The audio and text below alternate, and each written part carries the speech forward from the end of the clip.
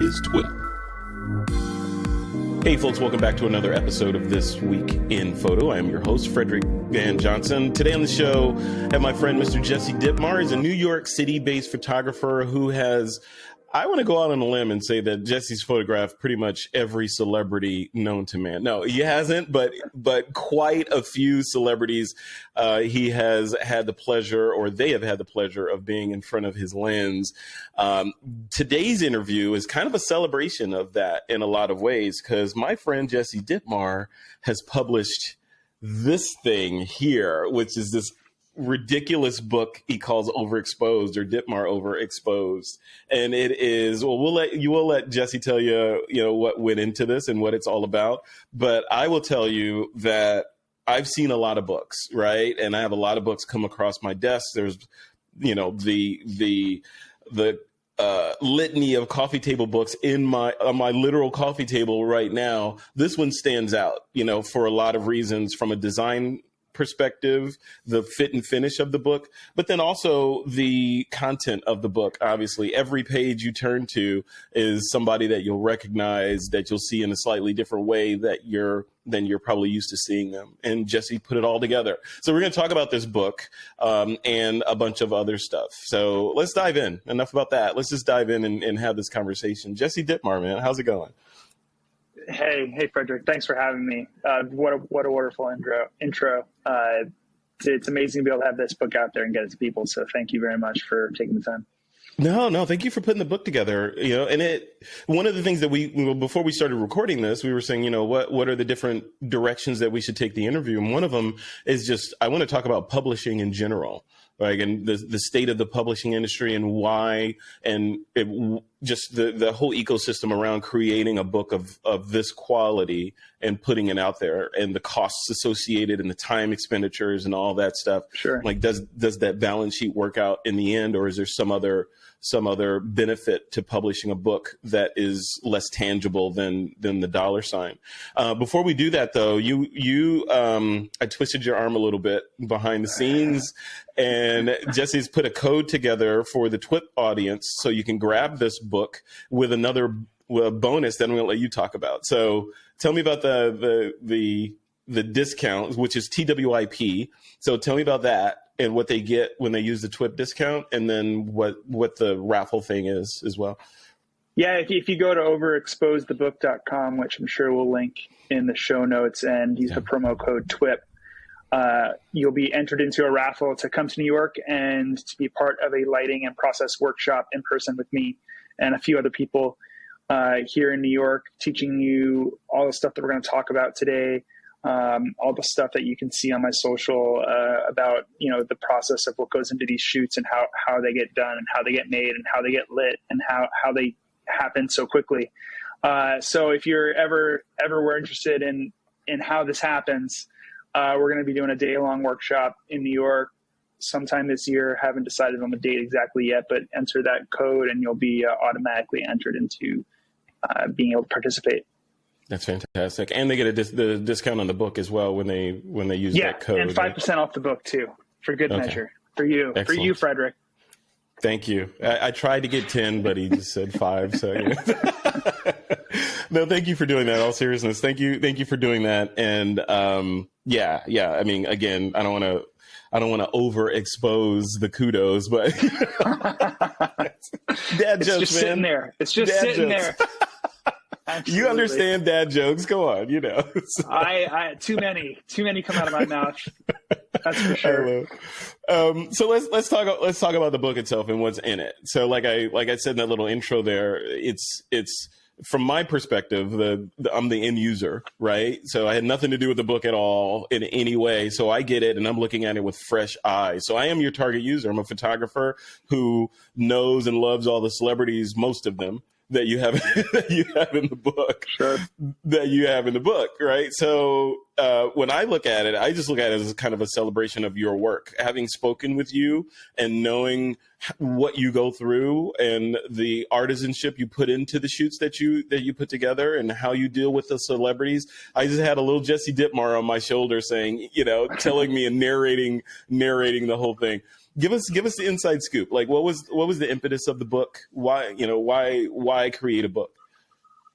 Yeah, well, this is my second book. So I published my first book in 2016, and then I had a reprint of it in 2018. So it's been a few years since I published work, and I just felt like it was time. I feel like my first book was really about the first 2 years of my career. It's called Two. It's just basically a showcase of what you can do as a young photographer in 2 years. And then this is more about a wider process view of how do you start a style? How do you start a artistic style for yourself as a photographer, and what does that lead to from a career perspective? And so it's 97 black and white film portraits of pictures I'm really proud of that I've done over the last 10 years about.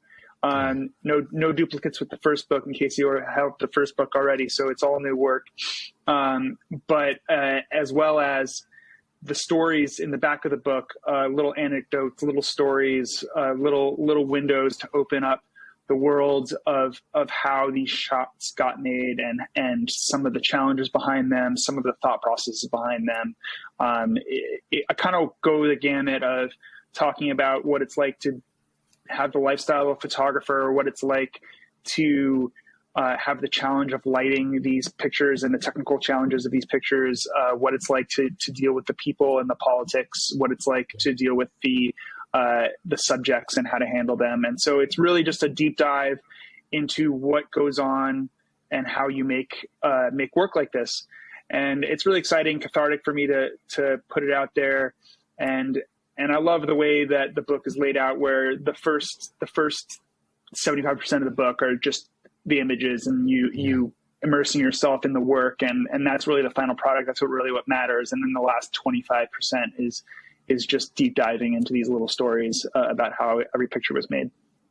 In the little stories in the book, or in the back of the book, so when you dive in kind of to the behind the scenes of these images, who is the target avatar that you're speaking to? Is it a photographer, that aspires to maybe one day have a chance to do a percentage of what you've done here? Or is it just the layman person who doesn't care about photography? They're just interested in seeing this amazing collection of celebrities. I think it's both, to be honest. I keep the stories pretty diverse. It's not like every single story follows the same kind of subject matter. Some of the stories get very technical that would be appreciated more by someone who has a higher technical knowledge. And some of the stories are just good little stories that I hope would kind of just full in, it's not a word, I hope would color in the picture, so to speak, a little bit more about the circumstances around what we had to do in order to make the image happen. And so I think it can be both. I think this book is, if you love photography, if you're a photographer yourself and want to know more about how this work gets made, if you're a photographer who just appreciates good printing, I'm very proud of how this book was printed and the quality of the imagery. And if you're an art collector or anything like that, I think it's for you too. I wouldn't necessarily, the stories are so personal. I'm not thinking too hard about my audience when I'm writing them. It's definitely for fellow photographers, up and coming photographers, and art lovers, I would say, is my general audience. Yeah. So the process of creating the book itself, was it, I gotta, knowing how you have a high level of attention to detail, let's say that, right? So knowing that you have a high level of attention to detail on something like this, that's showing your work, in this big kind of gorgeous coffee table look, like, how does that work? Like, is it like, I just imagine like, okay, here's a press sample. Okay, I don't like the way this black and white came out. It's, it's too warm. Okay, send it back. Okay, here's another press sample. This is great, but the pages are cut wrong. They're uneven or was it like that? Or did you get like the final pristine from the publisher and it was just dialed in and ready to go? It's somewhere in between. Luckily, the press I'm using are just experts in the craft. They are the press for photo books. They're called EBS. They're in Verona, Italy. They've printed Avedon, Irving Penn, Leibowitz, Hellman Newton. I mean, every one of my idols they've printed. So a lot of the process is putting trust in their hands. That being said, there are a lot of decisions to be made. There's a lot of different ways to make a book, and part of the process is going there, is going to Italy, is going on press, on site, and part of this process, because my book this time around is different than my first one. There's some different design choices in it. Part of the process is being in their archives and being like, what would it look like if the embossing was black? What would it look like if the embossing was silver? What would it look like if it was white? Like these aren't the kind of issues you were talking about with pages being off, because you don't have to worry about that with these guys, or something being dramatically wrong. It's more just like literal choices that have to be made on how you want it to be, how you want it to look. There's so many options out there. There's no template. Being a book designer in your own right is a job. And so it's so cool to go there and make these fine-tuned decisions. I mean, even the color of the little cotton strip you can see on the binding there, that red, they come to me and they ask, what color do you want this to be? And, because you can choose any color. And so you're really making a lot of decisions.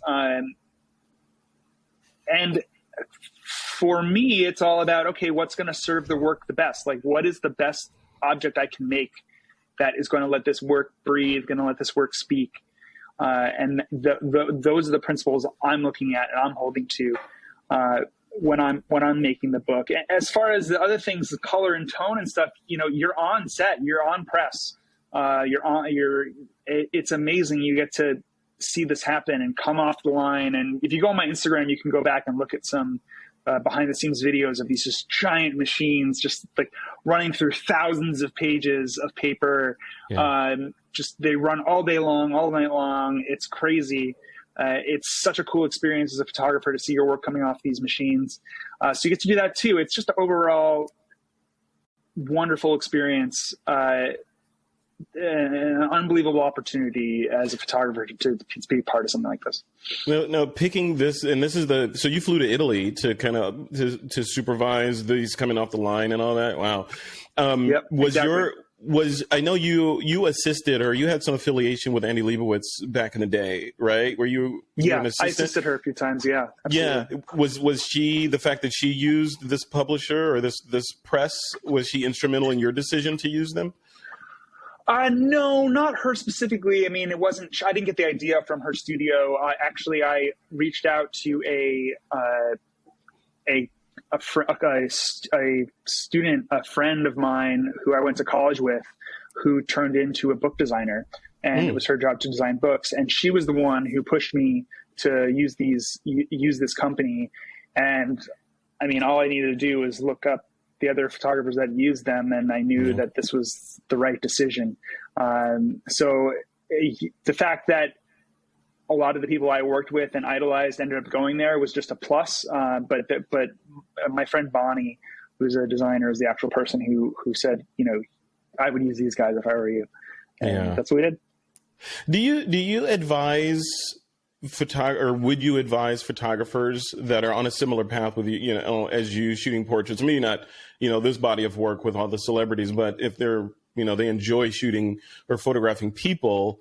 Is this a milestone in the career? Is like you shoot and you get good enough and then you create a coffee table book, and that's kind of a, a chapter marker or other? I consider it to be a milestone in my career, certainly. Yeah.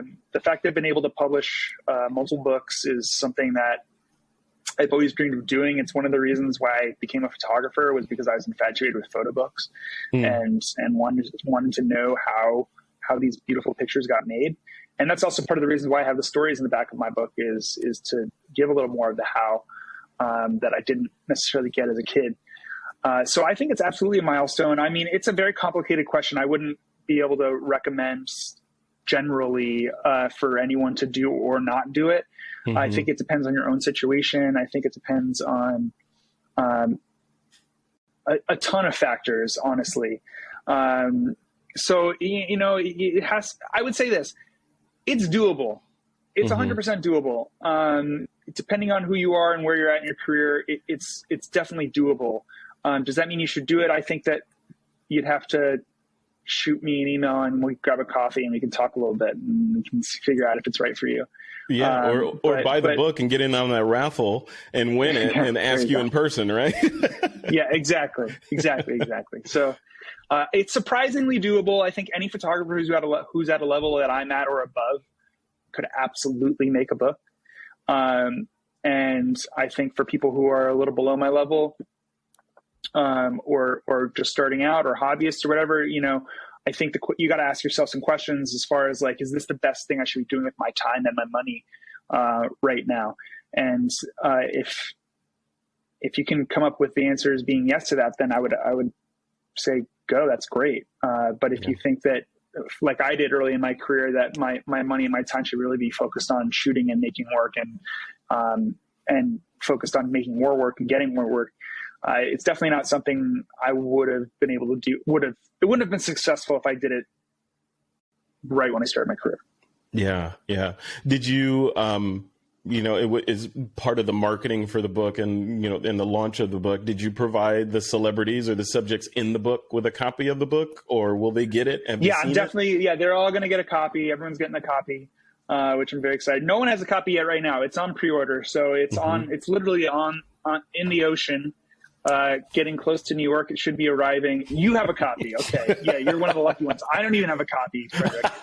You've got awesome. My copy. It's beautiful. Let me just tell you, it's beautiful. So. Yeah, you're like the one of 4 people that have a copy right now. And so I wish I had more of them, but no, they're on a boat. They're going to arrive here, hopefully at the end of this week. It's hard to say this is part of making a book, is learning all about this stuff and learning about customs and ports and all this shenanigans. But I expect him to have him in my hand next week, which means I expect everyone else to have them in their hands quite soon after that. That's great. So yes, everyone who's in this book is getting a copy. I'm very excited to share it with them. Very, very, very grateful for their participation and for the having the ability and a chance to make portraits of these people is just a true privilege. And many of these celebrities are in New York City, right? Obviously, where you are.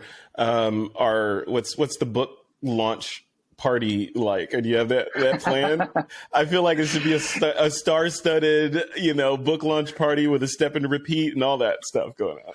I'd love it to be. Frankly, it's something that needs to be ironed out. Right now I'm focused on getting the books, getting here, and then making plans after that. But we're selling a lot of books already, and I couldn't be happier with the way things are turning out.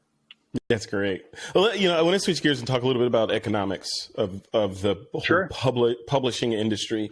And devil's advocate, people may say, printed book, it's 2023, it's all digital. Why not make a YouTube video or, or a course or something digital that I can put on my phone, or a Kindle version of this? Why the full-on physical? What are the economics of doing a full-on physical book? I guess part of that question is it profitable, or like I said before, does the revenue come in some other way?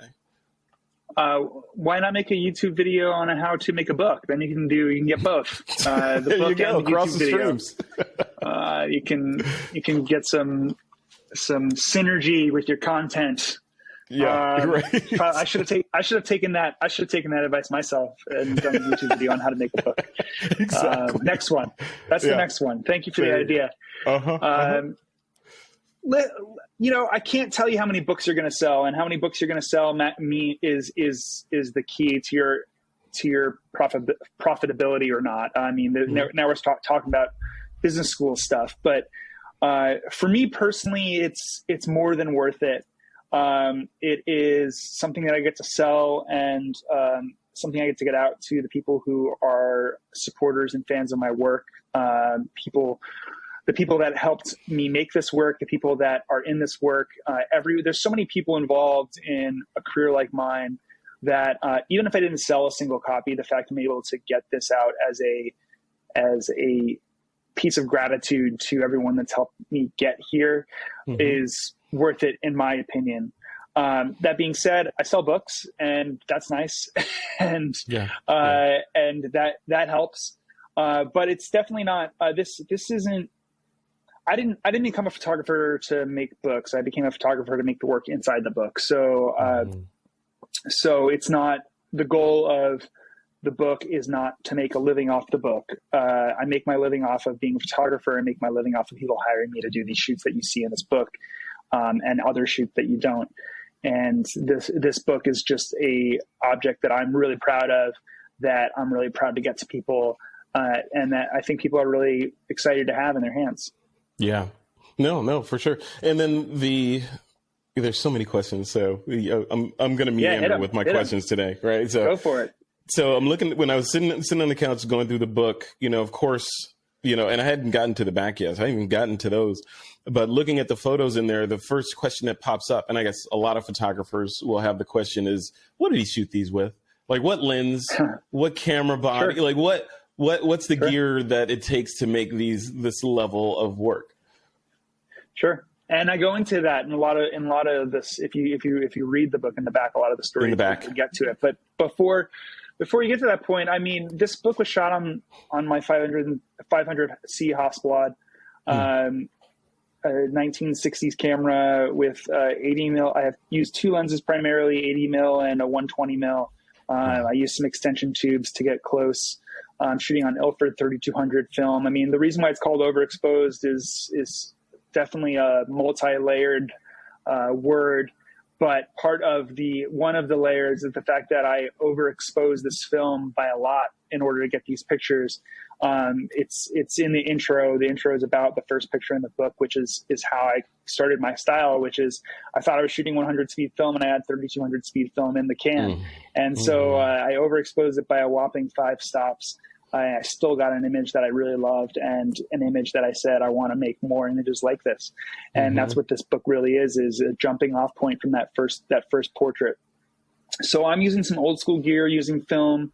And I especially think in today, I know for me personally, having to use film, having to slow down, being all manual, not being able to just press that shutter button and have pictures keep clicking off is something that's very cathartic and Buddhist and allowing you to be in the moment with your subject, when a lot of the gear and ways that we photograph today are pushing against those concepts. So same thing with making the book itself. Just like you said, I want people to have this feeling that they can sit down with it for a moment, and not have to necessarily even look at the whole thing, and maybe just look at a couple images and flip back to the stories and come back to it again. But looking at the book feels similar to the way that I feel when I make the pictures, which is I'm in the middle of a frenzy. I'm in the middle of shooting digital. I'm in the middle of a celebrity, and there are people in a place that I've never been, and all these other things, and time constraints and deadlines and clients. And okay, let me break out my Hasselblad for a minute. And it all kind of goes away, and I get to focus on why I love making pictures and what originally brought me to making pictures. And the fact that I get to keep doing that is really rejuvenating and keeps me going when all that other stuff gets really, really crazy. And then, so the flow was, for the most part, the Hasselblad was a tag along with you when you're doing a regular shoot. So you say New York Times or someone calls you up, say, hey, Jesse, we need a shot of X. You go out, you do the shoot, you got a couple of extra minutes, you grab the Hasselblad with the ISO 3200 film, you overexpose it by 5 stops, and you got that shot, knowing that one day that you're going to, use it for something. That's really interesting. So multitasking. So just on the technical side of this, so Ilford 3200. I didn't know that it had 5 stops of latitude in there. That you could, well, I thought if you overexpose by 5 stops, it's gone, right?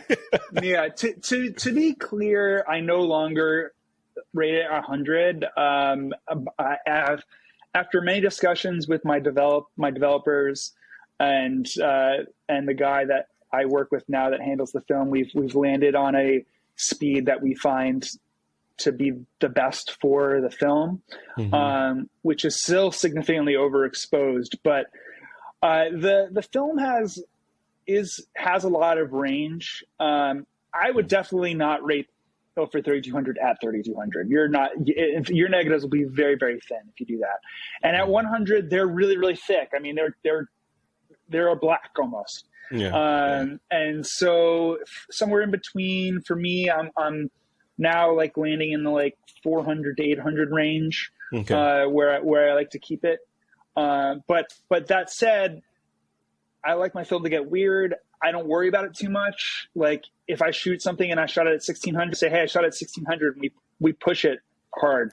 And if I shot it at 50 ISO for some strange reason, he knows, and we'll pull it, and we'll just kind of, he has this whole process where he uses spent, I mean, I don't know how technical we want to get, but he's a spent developer so that the highlight, so the blacks can come up and the lower tones can come up, but the highlights won't burn out as quickly.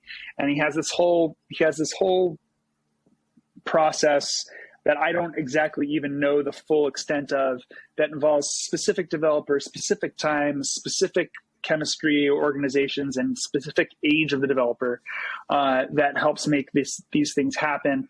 The reason why I don't worry about it too much, I mean, Carrie does an amazing job. I want things to be weird. I want things to be organic. I want things to not, I'm shooting one roll. It's not the whole shoot. It's not the whole job. I want it to be and feel organic and unique.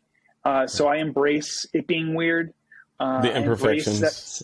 I embrace the imperfections, the fact that they're not all rated exactly the same.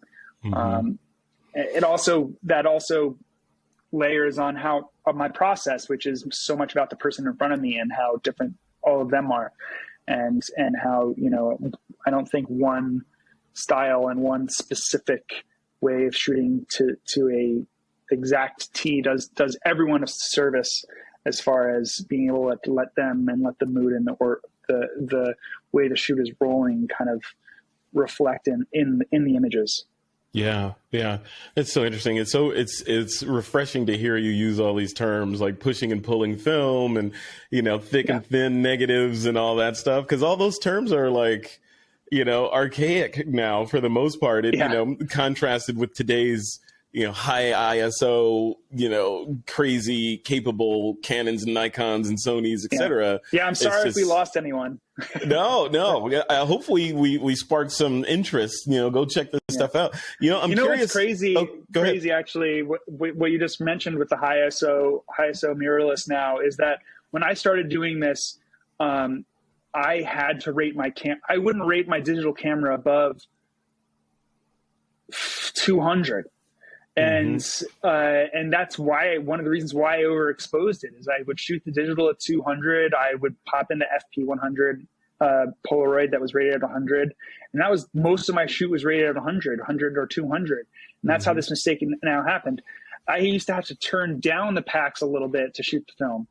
Now I have to turn the lights up to shoot the film because crazy. I'm rating my editorial shoots at like 1600, 3200, 2400, like 2000, whatever. Like it's completely flipped the power of the lighting sources on these shoots. It's crazy. And I'm a 10-year veteran. So in 10 years, it's completely flipped the power output and what you need. It's remarkable for me to be on my set saying, got to go up 2 stops for the film. It's crazy. For me too. For the 3200s film, got to go up 2 stops for the 3200 film. It's magic. Like for me, like an old military photographer, right? And then having to go deploy someplace and have, we had to have different emulsions in our bag depending on what might happen. Right? We don't know if we're going to be out late at night or if it's going to be an overcast day or if you're going to be shooting inside or outside or you're doing portraits or action or sport, whatever. So you got to be ready for all of it. Coming back with nothing is not an option. So, with all this film in your bag, and then you fast forward to today where it's like, oh yeah, I feel like I want to be at this ISO. Turn it. It's remarkable what you can do. It is.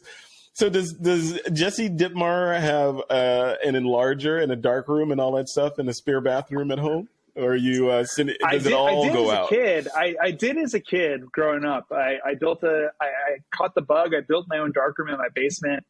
Got an enlarger, was doing all my own printing at home and most of my own black and white development. Now, frankly, it's just too much time, unfortunately. It's a lot. I still have my hands in a lot of the process, but I'm not hitting the darkroom, unfortunately. Maybe as my career evolves and matures, I can bring that back into practice. But for now, the focus on me is making the work, and the hands-on of being in the darkroom. I miss it. Dearly, but it's just not part of the process right now.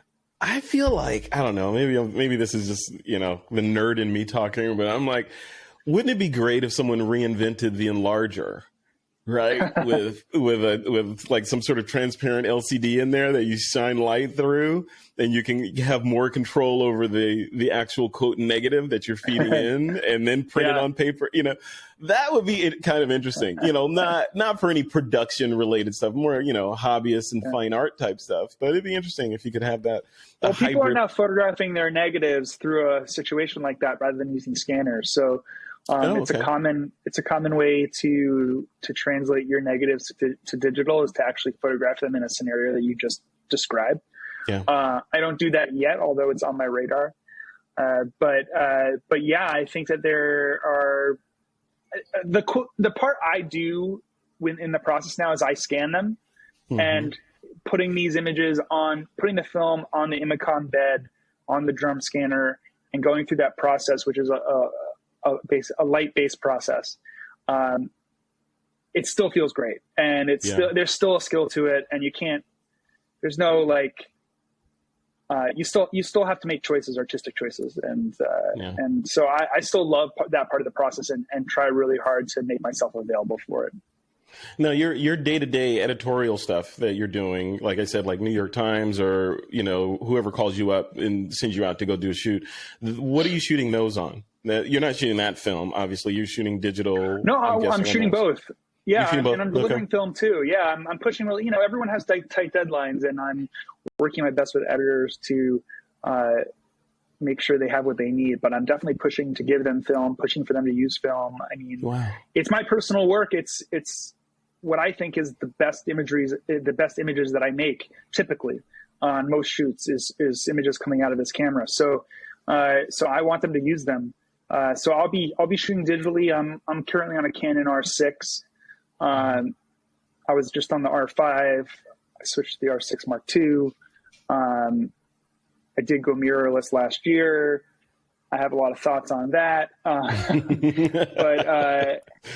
But I'm using that, and I'm using my Hasselblad, and I'm trying to deliver them everything. I'm trying to deliver them stills, film, and then also my moving portrait work, which is just basically quick moving vignettes of the subjects. Yeah, which is great. How do you feel about all this other stuff that's popping up? This is kind of off topic, but I'm curious to get your feel while I have you. All this AI imaging stuff that we're seeing, like Midjourney and all the things. Do you care? Do you like it? Do you hate it? Frederick, that's a whole podcast, man. You got to have me back on. We'll talk about Midjourney. I will. 100%. 100%. Open AI. Yes. I could talk a whole podcast about it. I I think that some of the technology that is coming out is remarkable. Yeah. I think that I am not personally worried about my job because I consider the artwork that I make to be very personal and to be something that will be aided by AI, but not replaced by AI per se.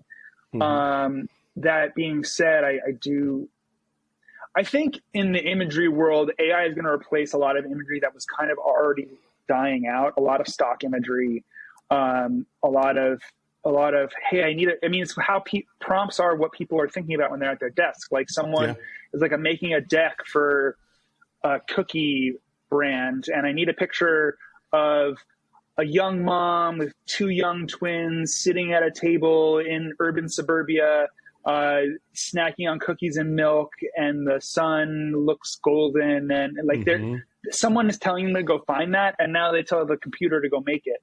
And I think that process will just continue to get more elaborate and intense and better. I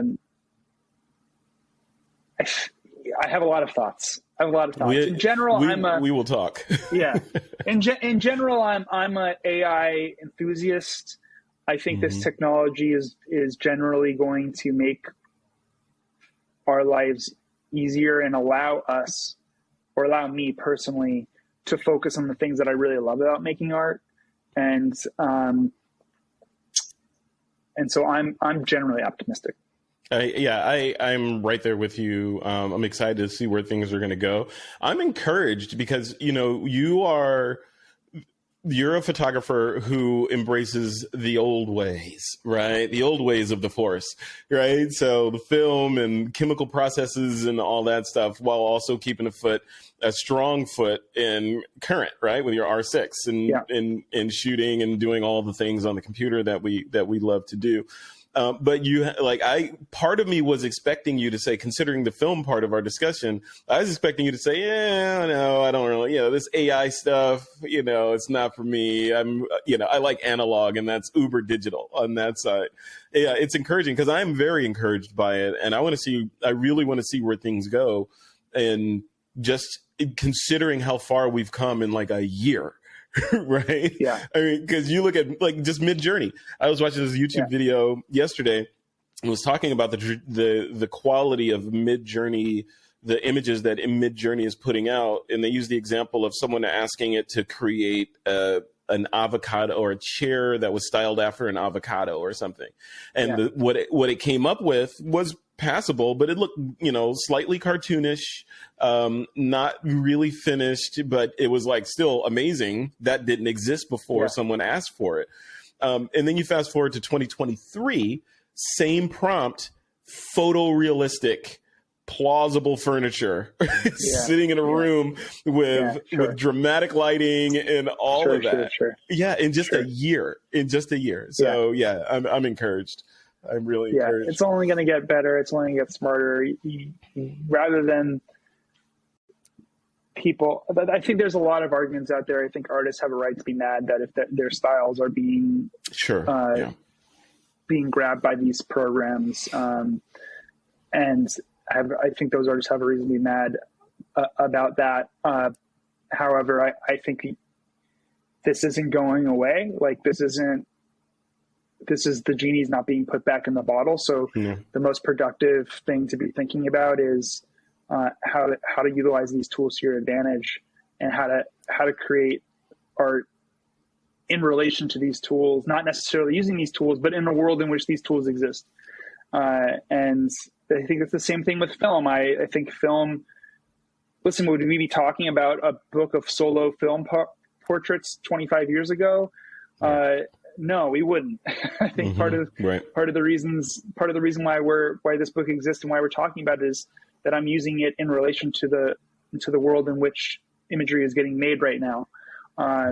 There's a lot of film shooters out there, and there's a reason why we're shooting film. There's a lot of reasons why we're shooting film, and one of the main ones is that it's a process that is no longer the mainstream.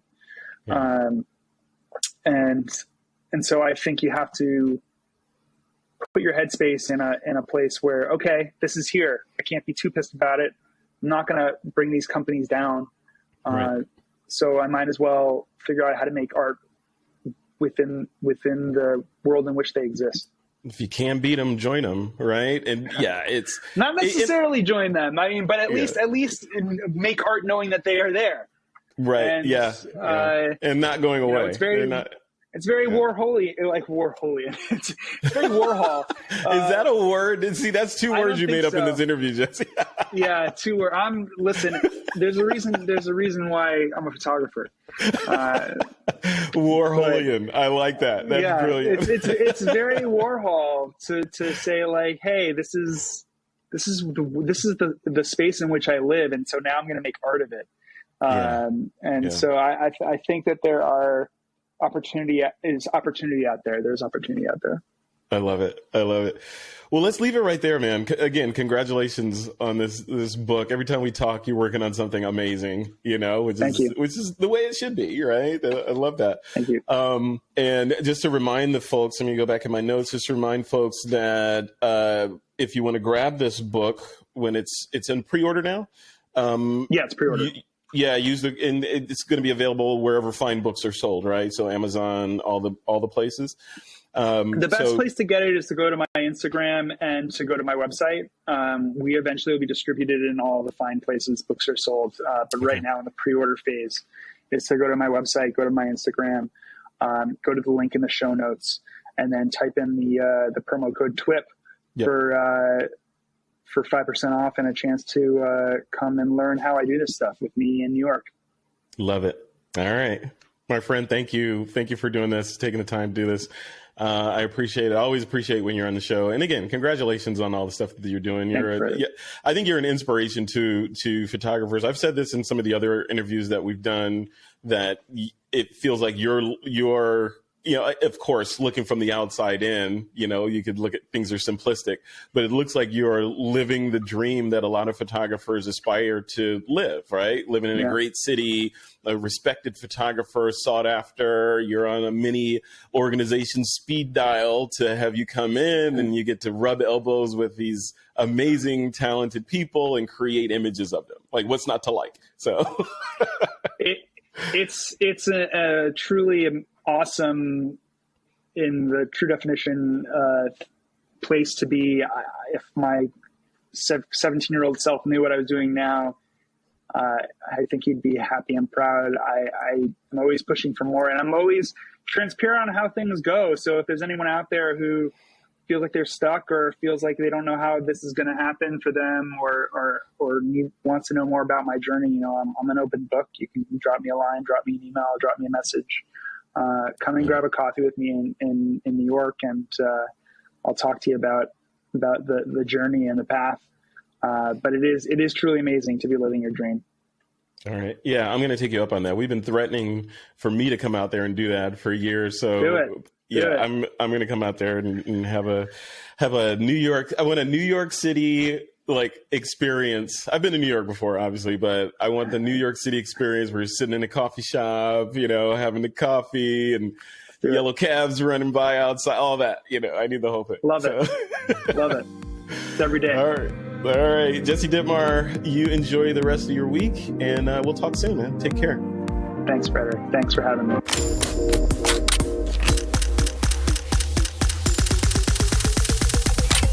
This is TWiP.